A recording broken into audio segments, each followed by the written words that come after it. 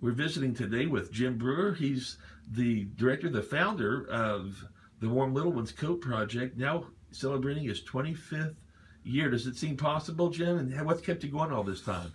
Oh, well, I think anybody that is involved with this program will tell you how important it is and how good it makes you feel. If you're a receiver of a coat, that's one thing, you feel that, but the people that give feel that warmth too.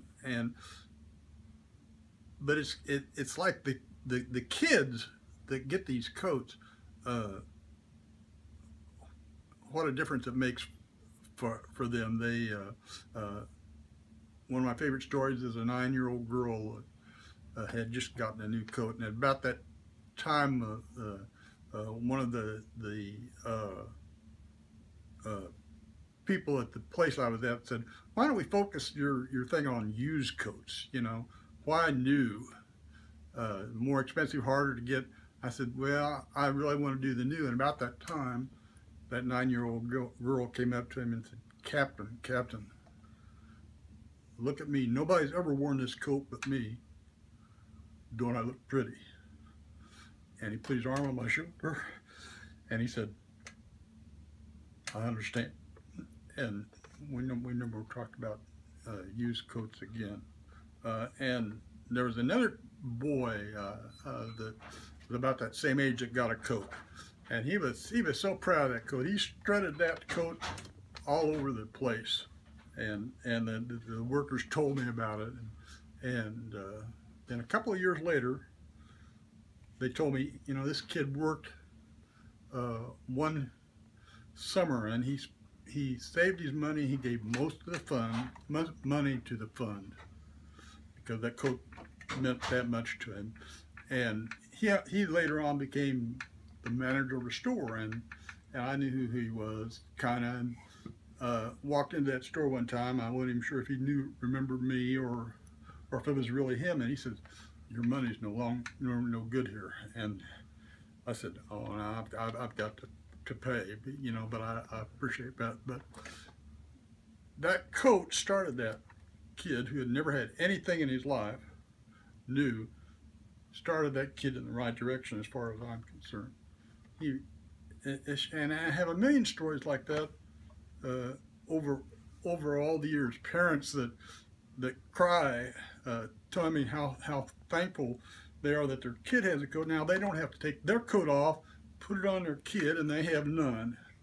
And babies don't have to be wrapped in towels anymore. It's just when I see those coats on those kids,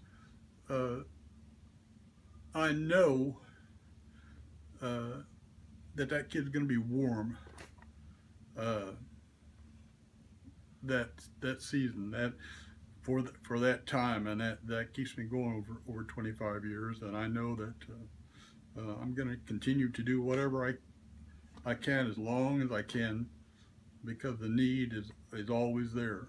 It always will be, probably. But it's thoughts of those kids over 25 years and what they mean, and people telling me how much they appreciate that they were able to help out in this. There's thousands of donors after all these years that have helped me, some right from the beginning. It's just amazing. And if people want to support you, they can send checks to the Warm Little Ones Fund in care of Community Resources Council. We'll put that address on cjonline.com, and they can even bring coats, even if they're used in good shape, clean. They can bring them here to the 2nd floor west end of St. Francis Health Hospital here at 7th and Mulvane, and you can collect some of them here. Right at the mailroom. Right here at the mailroom, and it's right past the walkway, if you know where that is, across from the garage, the walkway, I guess you'd call it, and just the first door basically on the south side of that hallway once you cross that walkway. But Jim, thank you for all you've done all these years. I've known you personally now for about most of those 25, yeah. And I've always appreciated what you've done, sir. Well, I've appreciated what I've you've done and your work. So it's nice to see you again. Thank you so much, Jim. God bless you.